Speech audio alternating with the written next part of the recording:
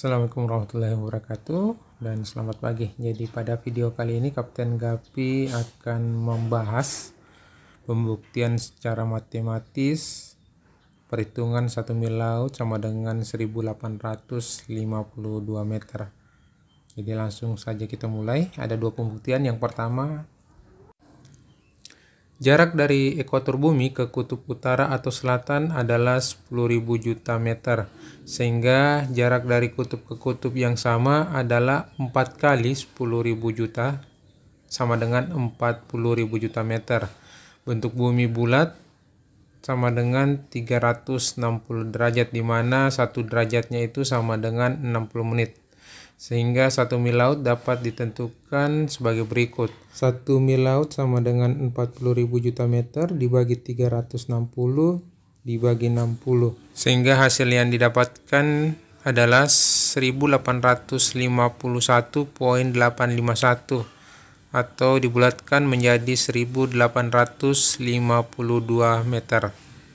Assalamualaikum warahmatullahi wabarakatuh. Sebelum lanjut videonya, jangan lupa like, share, dan subscribe channel ini agar kawan-kawan bisa mendapatkan notifikasi video terbaru dari channel Kapten Gapi.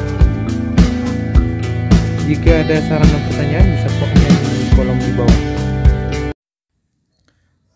Pembuktian kedua, 1 mil laut sama dengan 1852 meter, yaitu bentuk bumi tidak bulat sempurna karena adanya perbedaan jari-jari bumi seperti pada gambar di samping.